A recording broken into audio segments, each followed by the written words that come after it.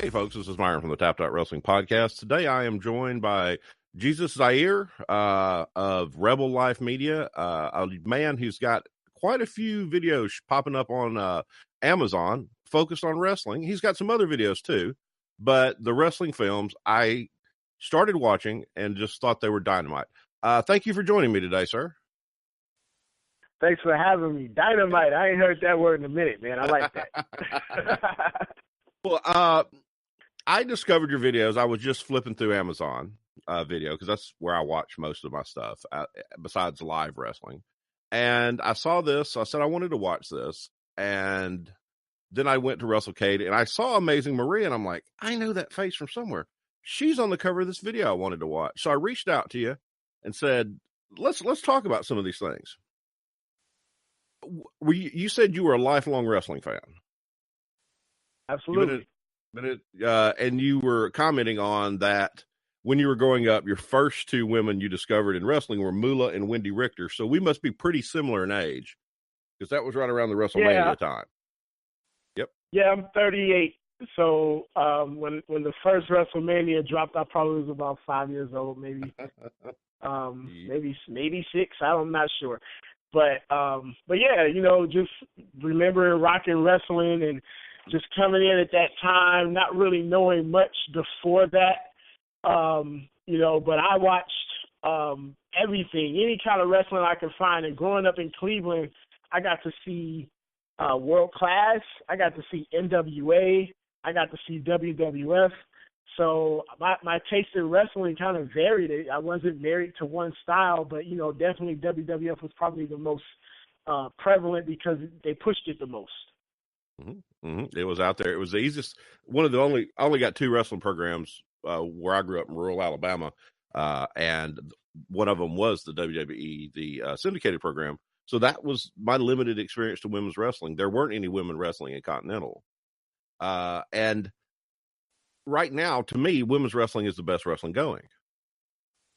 Okay. It's the hottest wrestling there is. These people are very serious. So you decided to take your two passions, filmmaking and wrestling, and bring them together. Absolutely. To be truthful, I started out as a news writer years back. That's what I went to college. I studied news writing and radio, and I never really wanted to do anything with TV or film because I just always heard about how political everything was in television and film, and I was just like, never mind. But everything's political, no matter what you're into. So once, the newspaper industry kind of dried up, I was like, you know what, I'm a good storyteller. Everybody's looking at something, so let me just give them something to look at. Let me tell my stories through film. So, women's wrestling was definitely the first concentration of a wrestling documentary that I put together because, just growing up, women's wrestling just wasn't that important most of the time. Every now and then you had, the Trish and Lita thing jumping off. You had, Wendy Richter doing her thing for a minute. You had Sherry Martel. But typically women kind of started with women and then veered off to the men. And to see now that people care about watching women wrestle and care about them being presented in a certain light is just new. It's something that people have just started doing in the last 5 years at a massive level. So, there was always a loud minority, I guess you could say, and at times they were a quiet minority. But, these days people expect women to get in the ring and just tear the house down, and this is just brand new and it's special. Oh, definitely. Of the videos, I watched all 3 of them. High Heels is the name of one of them. Girl Fight is the name of one of them. And New Girls in Town is the third one. New Girls in Town, to me, is a very good introductory video to a lot of the talent wrestling today. Did you get to meet a lot of people doing this one? Yes, thank you, first of all, for that compliment. But, just starting that was the first one I did.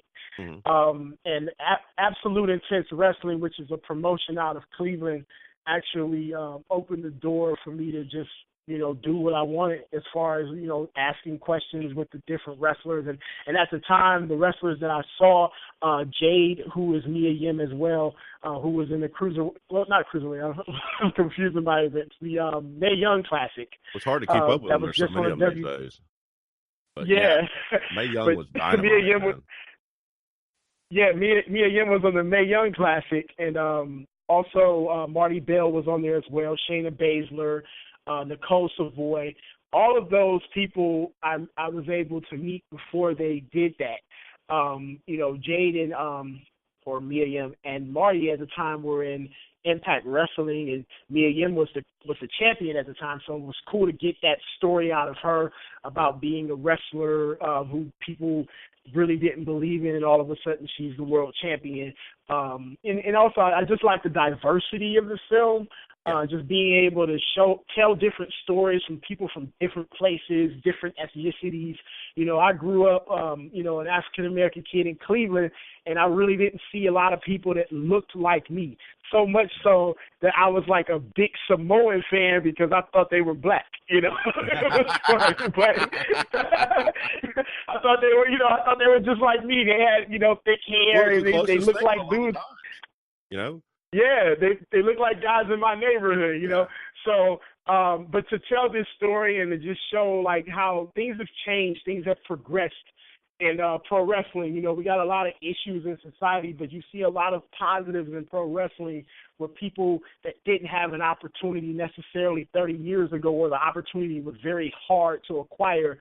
Nowadays, the opportunity is there, and it's so many more people getting that chance to showcase what they do, no matter what they look like, no matter how tall they are, how small they are, or even just their gender or ethnicity. Yeah, I think something about women's wrestling just breaks that ethnic barrier down for women faster than it has for men, because the women of color and all different shapes and sizes are out there right at the front of the whole movement. They're not defined. They're not, they don't have that thing they have to overcome, like say Ron Simmons would have had to when he became champion. Absolutely. And not to say that it's easy, but it's easier. That's the thing. I mean, because bottom line, people still have their ideas of what beauty is. And that varies based off of your perspective and where you live and what you've been exposed to. But the majority of people, even like when I listen to people describe what they think a world champion looks like, I listen to a lot of wrestling podcasts when I'm working, and it's just background noise for the most part. But I hear, this guy looks like a champion. And typically when they say somebody looks like a champion, they're talking about, a white male with muscles and that can talk well, So that's just what's in their mind. And I'm sure for like women, they see a certain image too. But once again, like we said before, it's just you're seeing so many different people now that, in 15 years, 20 years, the next generation, they may not have that same idea. They may say, the world champion doesn't have a look. It's just you being who you are and being great with that. Yeah, I think that's a great point, man. That's a phenomenal point, because I have been guilty of saying this person looks like a champion, and when I think about it, I might actually have done some of the things you said. I might have, skewed it more to male white talent, because that's who's always been champion.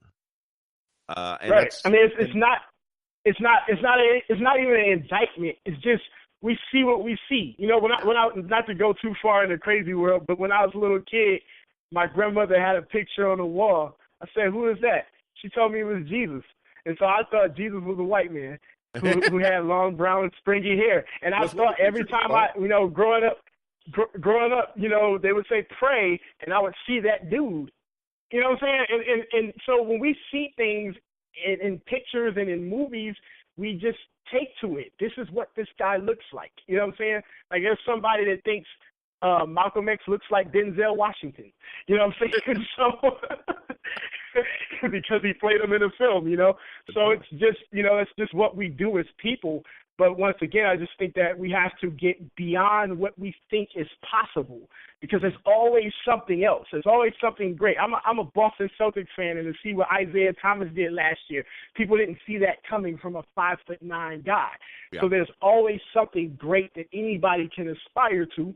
And that was one of the points of the film, without beating it into people's head. It was just like, instead of saying it, let's show it, Mm-hmm.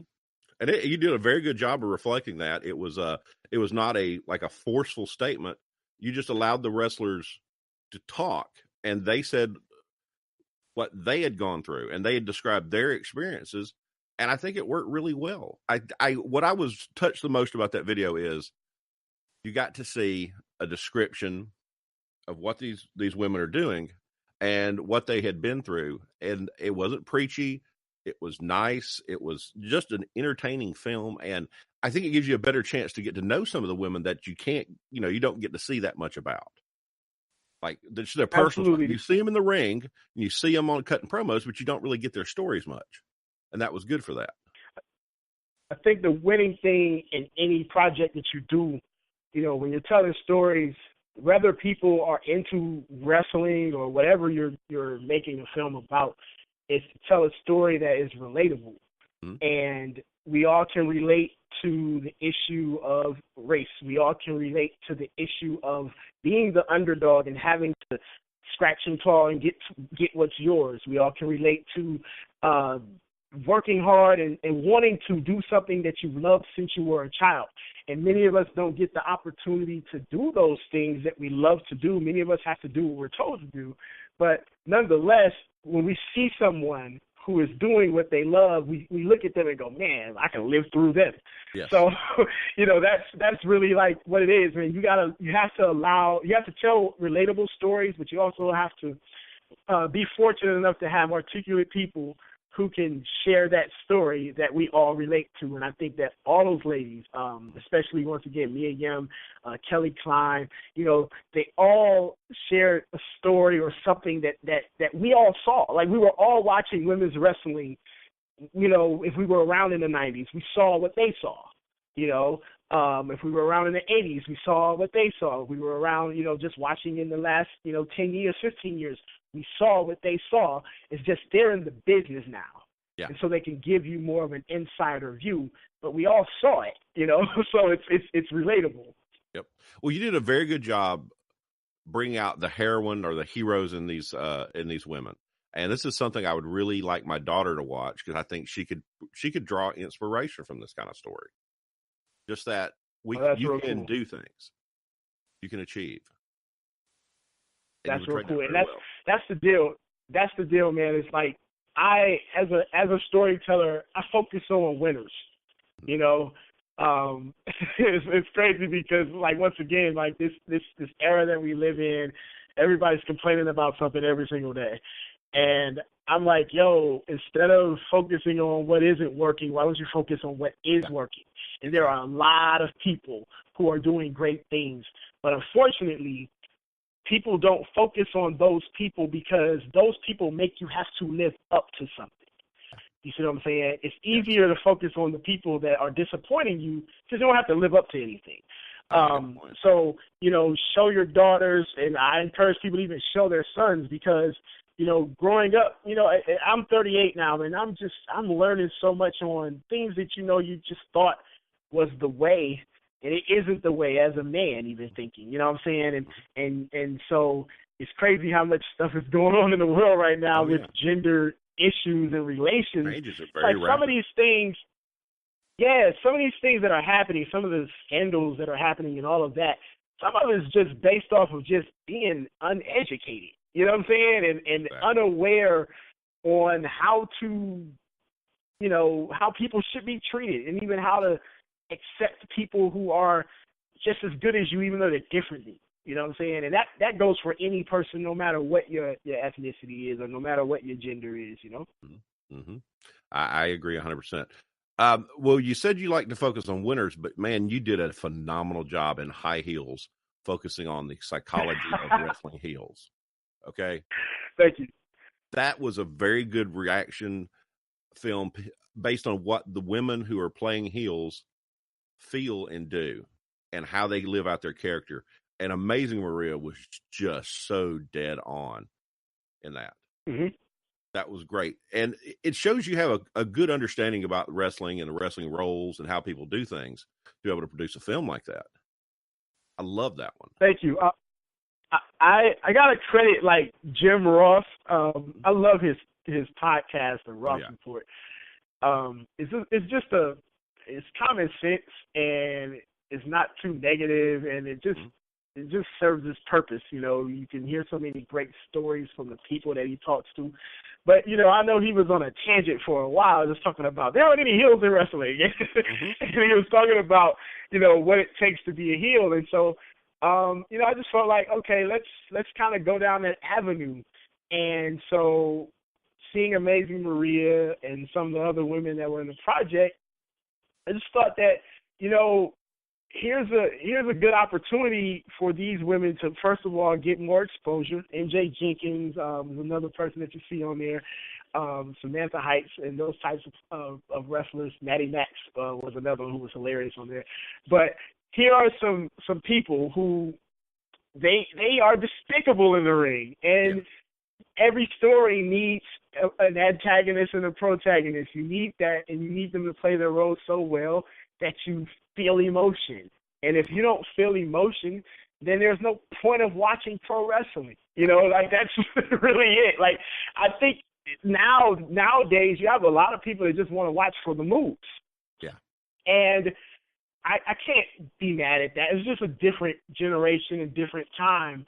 You know, you have the generations that's called the millennials, and I say I was born in 79, so I'm not a millennial. However, I relate to them because they're right. We're in the same age group in a sense. So, but, you know, it seems like a lot of people grew up, I guess I hear people grew up playing video games, and when you play video games, it's not about a story, it's about how cool you can do something. Yes. But when it all comes, everything's cyclical, you know, and everything's going to come back around. So, like, in basketball, it's a big thing about the three-point shooters. But one day, you'll have some guys that's like, nah, we're going back to the post. You know what I'm saying?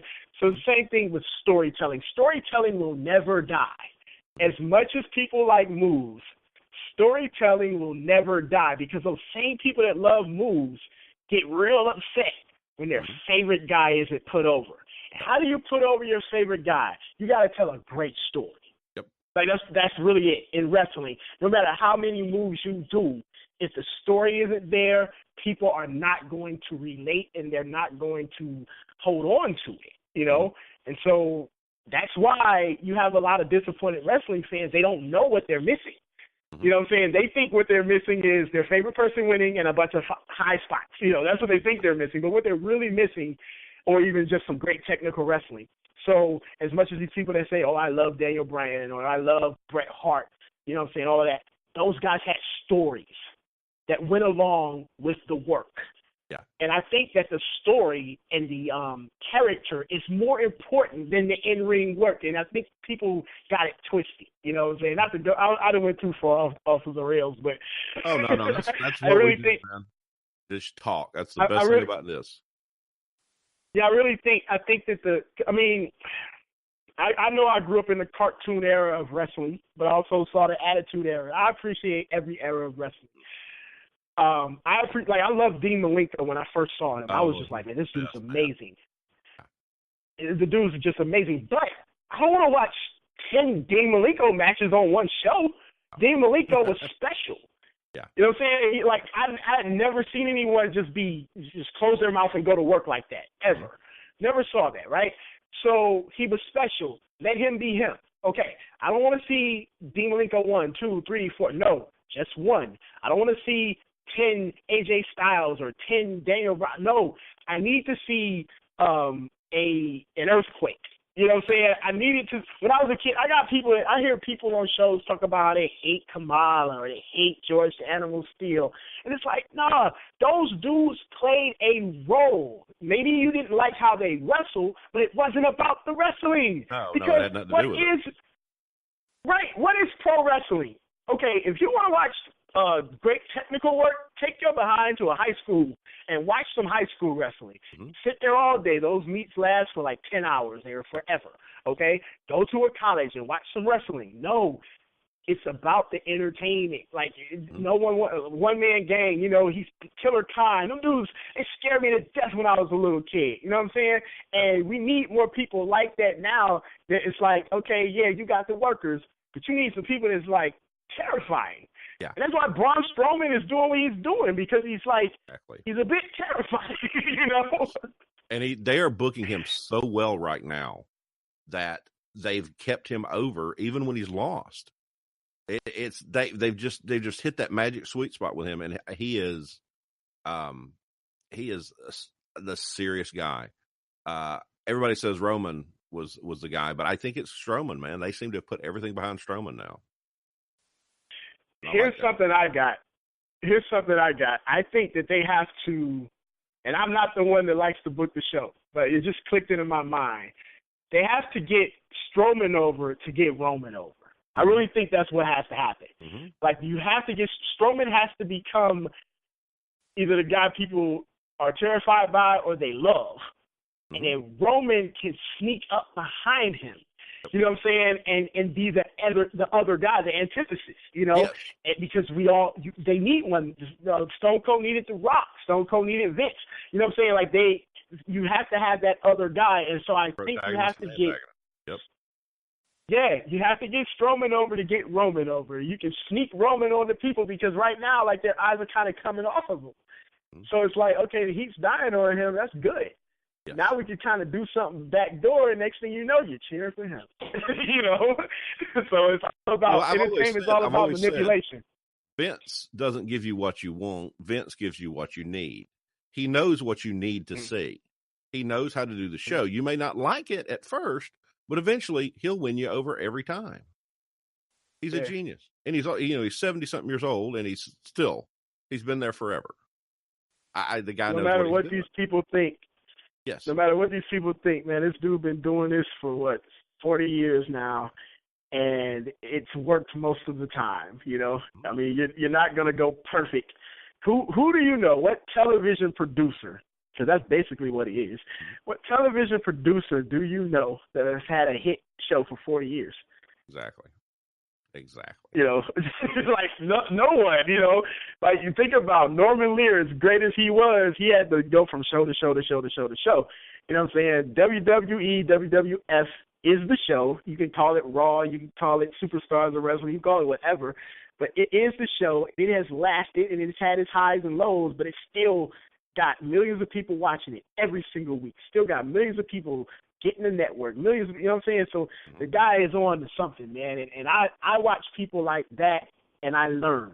You know, that's me now, man. I learn from greatness. I learn from, once again, just watching winners. And even, like, you know, going back to the ladies, man, like, checking out what they do.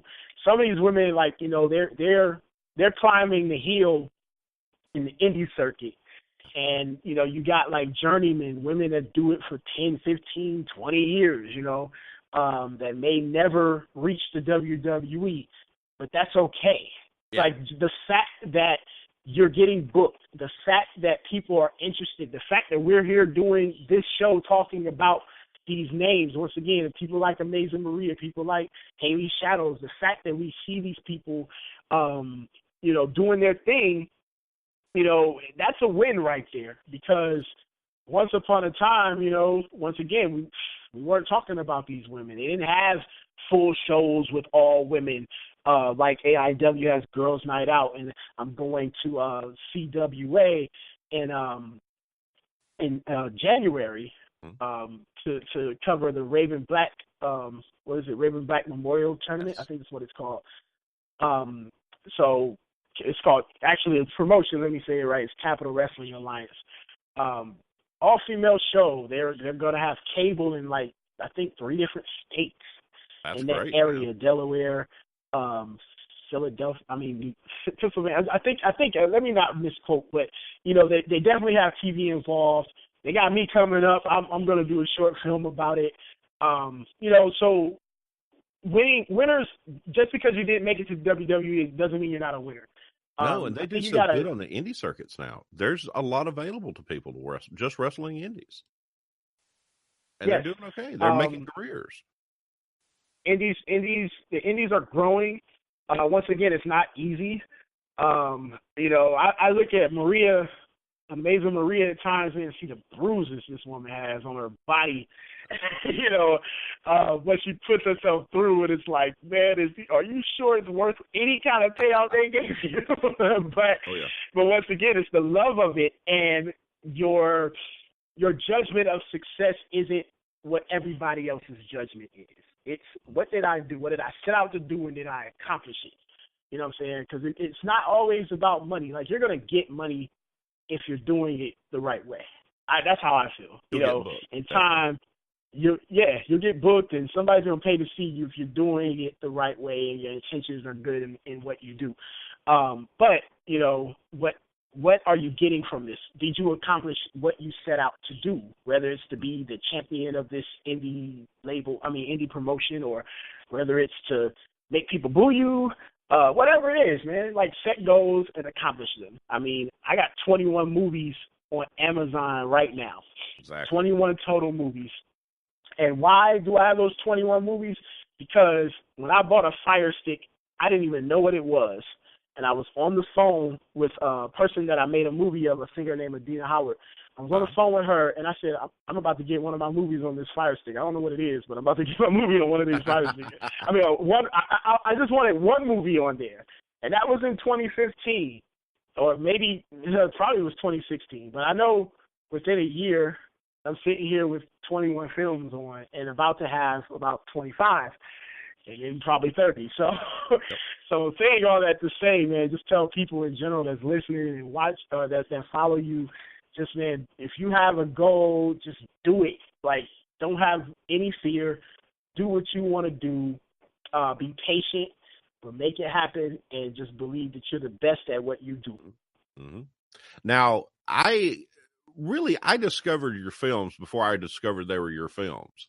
I was preparing to do an interview with Dementia Rose, and I was, rolling around YouTube looking for matches because, you need to get yourself acquainted with these people a little bit before you do like a long form interview. And so I saw the match, that Girl Fight Chronicles, and watched it. And that match is insane. That is absolutely one of the baddest ass hardcore women's matches I've ever seen. I'm glad you said that, because when I was watching it, and this was like earlier this year, maybe in April, and I was just like, man, so far this is the best match I've seen all year. That was in April. I don't know if it's still the best match I've seen all year, but as far as just people being involved in it, that match started in a dang near empty arena. I mean, it was people just coming in. We were at Heroes and Legends 8, I believe it was, which turned out, to have a good turnout, but most people come at night. Yeah. This was the daytime. They had a pre-show, and that was the last match of the all women's card, which was the pre-show. And most of those matches just was like, a handful of people in the crowd heckling and just saying all sorts of awful things at times. But we're in rural Indiana, so you gotta take it as it is. I've been to some shows in rural Georgia and heard shit, that I didn't think people even still said. Shout out to rural Indiana. I love Indiana, but anyway. But no, those women, there was a bit of a crowd starting to come, but they just took the fight to the people. Yeah. And those people were brought in, and the energy that those wrestlers just had. Once again, it was Dementia Rose, Mickey Knuckles, Amazing Maria, and what's my girl's name? Samantha Heights. Yeah, Samantha Heights. They brought the fight to the people, and those people couldn't resist it. Uh-huh. And it was funny. You saw Sugar Dunkerington, who was also an indie wrestler. He was just clouding, having a good time, egging everybody on. It was just a good time, enjoyable wrestling match. It was hardcore, but it didn't go overboard, but it was entertaining. Yeah. Like they didn't bleed for the sake of bleeding out their head. There was just a little bitty tiny bit of blood. Samantha Heights got and that blood wasn't intentional. Like, it just happened, and Samantha Heights, she had food. She got thrown in a garbage can, but she was being a trashy, disgusting heel, so she should be thrown in the garbage can, and she appreciated that. Yes. Yeah, she appreciated that moment. Like it was really fun. I thought that was fun, and I just was like, man, let's show this and let's share this with the world. And so, once again, just plan on doing that. I have a match that I shot at the last Heroes and Legends, which, man, all these months are running into each other because I'm on the road so much. I think it was in October, but it was Nick Cutler and Jack Swagger going up against each other. And, I did some good things with Nick Cutler before and after the match because, he's a guy that's attempting to go where Jack Swagger has been. Jack Swagger has been in the WWE. He's held major titles. He's gotten a nice push at times. So, Nick Cutler wants to be there.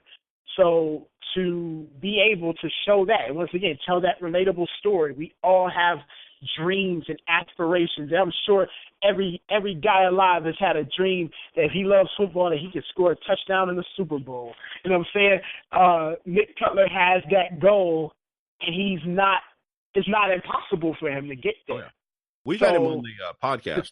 Some of the other guys did the interview with him, but seemed like a great guy and somebody who's good. Yeah, I mean, I've never met him before I filmed that show, and that's the case with a lot of these wrestlers that I deal with. I meet them for the first time at the show. Yes. When I did New Girls in Town, I didn't know who Shayna Baszler was. She rolls with Ronda Rousey and all of that, but I didn't know who she was, and I think it was almost to the point where it was like refreshing to some of the wrestlers. They was like, you know what, some of these people know us too much. Yeah. So we get to introduce ourselves to someone who gets to introduce us to other people. Yeah. And so that's the deal behind that. But yeah, this whole thing of just seeing people make it. Like another wrestler, Britt Baker, who was seen on New Girls in Town. I didn't really interview her on there. But last summer, I think this was summer 2016 maybe. I could be wrong, but I know it was a match that she had against Nia Jax on Raw. Sounds about right. And to see her on there, and it was like, man, I featured her on my film. And when I first saw her wrestle, I saw her wrestle about 3 or 4 times, man, and I was just like, man, she's a perfect, what they call babyface. Mm-hmm. She can take a butt kicking, and you want to pull for her to overcome that butt kicking. And I remember thinking that. Next thing I know, I turn on Raw, and there she is, getting her butt kicked. And I was like, man, perfect. So, yeah, that's been amazing. Indie talent they've been able to pull up for some of those squash matches. Some of the great ones. We saw Isla Dawn. I always want to say we saw Isla Dawn up there. We've seen, oh, God, her name just escapes me. It'll haunt me, but it's the cheerleader woman. Cheerleader Jessica or something, or cheerleader Melissa. Oh, okay. Delilah Doom did a squash match. Man, it's just they're getting to see. Yeah, I saw Haley Shadows when Haley Shadows was on there. I think she was going up against Tamina, and I didn't even know. Like I've seen Haley a few times. I didn't even know it was her because they kind of changed her look a little bit. Yeah. but just once again, seeing people get that moment, if nothing else, it's just like, man, how many people would love to say, hey, I wrestled one match on Raw. Like, I was tripping because a few years ago, once again, going all over the place, a kid I know, a rapper by the name of Machine Gun Kelly. Mm-hmm. If you've watched a lot of wrestling, you've seen him. He did a WrestleMania one year where he rapped John Cena to the ring, I think, when Cena was going up against The Rock. And MGK, we're both from Cleveland. I remember him when he was like 17, 16 years old. Mm-hmm. And I have like a YouTube video of him rapping in the mall, as a teenager. Just doing a freestyle, showing somebody how to freestyle pretty much, But he took a bump on a show. Oh, wow. And we were like, I think Kevin Owens, like, power bombed him through a table or something. He threw him off the stage or something. And then me and some of my friends from Cleveland were just like, man, like, wouldn't you love to do that? Like, wouldn't that be amazing? Yeah. Look, my claim to fame was Survivor Series, I want to say '05, when Trish and Lita were fighting. And I love me some Trish Stratus, okay? Oh, like I got to interview her and all that good stuff. Oh, you did? I love me some Trish. Yeah, beautiful, well spoken, just great woman. But that night, I remember she had a bloody nose. Leah beat the crap out of her, right? So I had one of those old school film cameras still. I wasn't even using a digital camera yet. I refused to turn to digital until like '07 or something, right? So anyway, I remember I had a zoom lens, and I was right by the barricade, and I saw Lita throwing Trish my way. And I just remember, like, Trish had all this blood on her face, and I'm like, I do not want that blood on me, man. Like, she's beautiful, but I'm cool on that. And my zoom lens had her so close to me that I thought she was closer than I was. Than she was. And I jumped back, and I looked, and I'm like, oh, she wasn't that close at all, you know. But my claim to fame is that if you watch that Survivor Series, you kind of see me on there. So I was like, I got a little moment right there. I thought for sure I was on one of the pay-per-view videos. It was Armageddon back when it was in Birmingham. We drove over for it, and it was great. Taker was right in front of me. Taker bled all like right at my feet, and just absolutely, that's one of my best wrestling memories. And no, they switched to somebody climbing to the top of the cage, and not that shot. I'm like, damn. But I didn't. Don't feel bad because to see me, you have to like pause it, and I'll show it to my kids because like I got them. I have them liking wrestling because it's not that I force them to watch it because I don't. But like I'll just take over the TV every now and then and just start turning on like some old stuff, and they'll sit and watch. And it's crazy. My 9-year-old, he knows Randy Savage, and he's like the Dragon guy. Talking about Ricky Steamboat. So they know old school wrestlers, and they ask me about them sometimes, and it's cool because like I was watching like Mid-South this morning, and they show like Bob Orton, so I'm like, yo, that's Randy Orton's dad. They're like, really? This is pretty cool. Well, what you got coming up, man? You working on some stuff? You got anything you can reveal? I am constantly working on things, man. Like it doesn't stop. I start a lot of projects. Until this year, I usually would start my projects like 2 years ahead. Until this year, but this year, man, I just got on a roll and just started coming up with stuff and just dropping it. So most of the projects that you see on there, they all just kind of came back to back to back to back to back. But yeah, for the future, once again, going to that CWA tournament, Capital Wrestling Alliance, and I'm going to live tweet while I'm there. I'm going to give people, updates on what's happening, but I'm going to make a short film.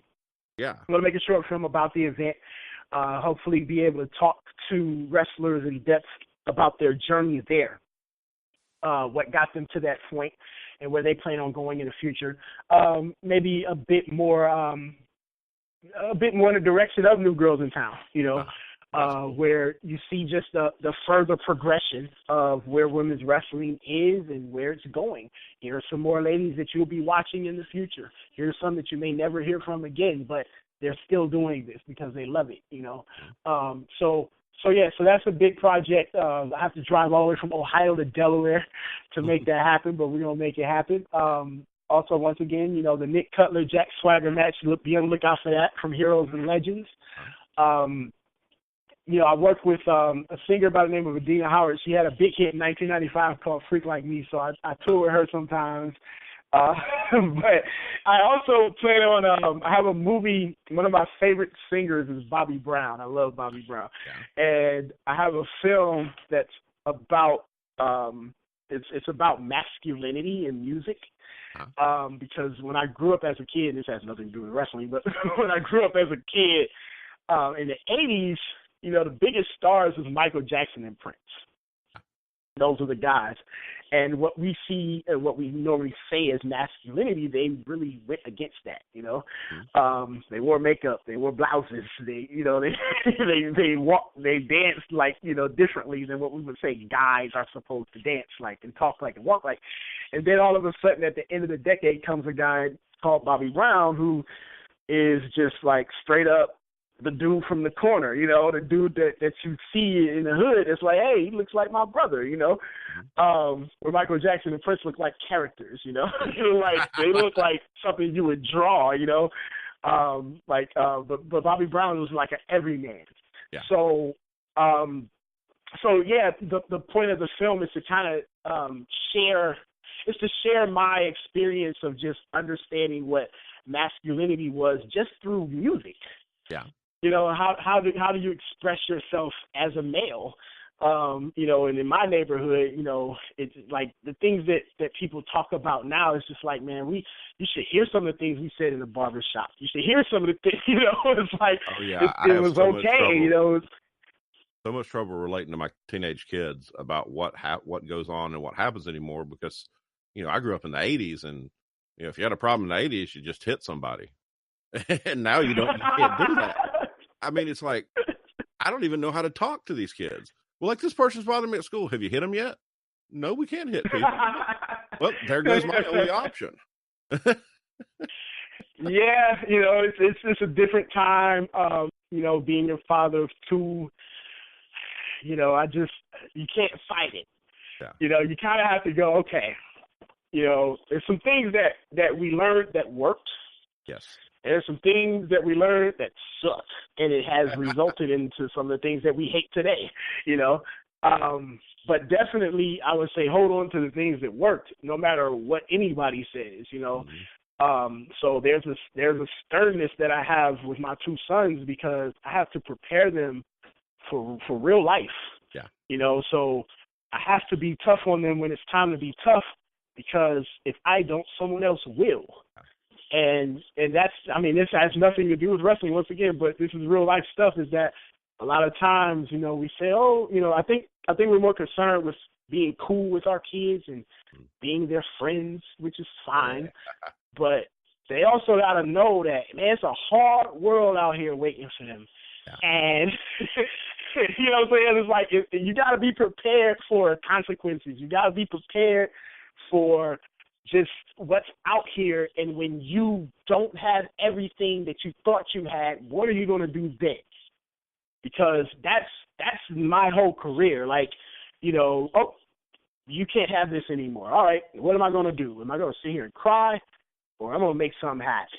You know, and that's the whole deal with it. All those movies you see, those movies were many of them were made with $0 and 0 cents. You know what I mean?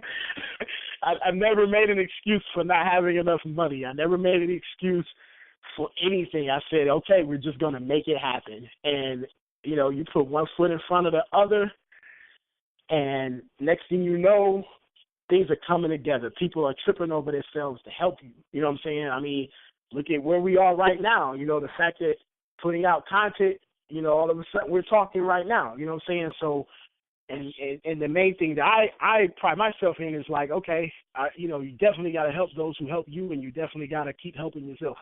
You know, man, so bro, that's the main thing, man. Well, I know you got to get out of here, so tell me where we all can find your work and find your social media. Social media, Rebel Life Media on Twitter. Definitely follow that. Once again, if you're a big wrestling fan, on January 27th, I will be at the Capital Wrestling Alliance first annual Raven Black Memorial Tournament. There's going to be some big names there. I wish I could tell you all the big names that are going to be there. I know Amazing Maria is going to be there, and my girl Deanna Perrazzo, I love her. She's going to be there. I think it's like a 16-woman tournament. Santana Garrett is another one. Tessa Valentine, yeah, Kylie Ray, and Nikki Adams. It's a 16-woman tournament. I think they're leaving one person as a mystery opponent or whatever. But yeah, I'll be there tweeting live from there. So make sure you follow it at Rebel Life Media on Twitter. I also have a page on Instagram, which is RLM Films. You can follow that as well. Mm-hmm. But I definitely want to thank you for having me on this show, man. It's been a pleasure being on here. I would love to, definitely stay in contact. In the future, you can do some more stuff, man. Definitely. It's always great to talk to other fans and somebody who's getting to really enjoy what they're doing. That's great. For sure. I want to do this. Yes, exactly. I want to do this before I go. Because I know people always be like, well, what's your earliest wrestling memory? I'm going to tell you guys my earliest wrestling memory, okay? Earliest wrestling memory. And I want to say Hulk Hogan, but for real, Rick Rude as the world-class champion, man. And looking at this dude, looking at Rick Rude on TV in world-class going, how does he have so many muscles? Like, that's all. I just couldn't get over how muscular this guy was. And I'm thinking, like, that's what men is supposed to look like. Like, that's I'm like 4 or 5 years old, like, man, this is how we're supposed to look. So if I saw a guy that didn't look like that, I'm like, yo, he's not a man. This is Rick Rude. Like, look at him, Yep. So, yeah, that's like my real earliest wrestling memory is just looking at Rick Rude going, man, I got to look like that one day. I'm still working on it. One day, man, I'm telling you, one day my wife is going to be like, wow, you look like Rick Rude. I think my girlfriend has less high standards than me looking like Rick Rude. Anything's possible, man. Anything's possible. Hey, man, I appreciate you coming on. Cool. Thank you. You have a great day now, and I'll talk to you later, boss, okay? Bye. All right, you too. Thanks for listening, folks. You're the ones that make this all worth doing. Go over to tappedoutwrestlingpodcast.com and find all of our shows. There's a player with links to every single show we've ever done.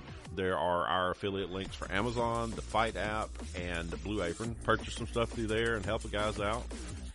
You can find our social media there. You can find links to wherever our podcast is found. Get on in there and subscribe. Go to Pro Wrestling Tees if you'd like to purchase some of the Tapped Out Wrestling Podcast wonderful t-shirts. Pro Wrestling Tees is a great company. Look for us at upcoming live shows and come by and say hi. We love our fans and we love what we're doing. Thank you.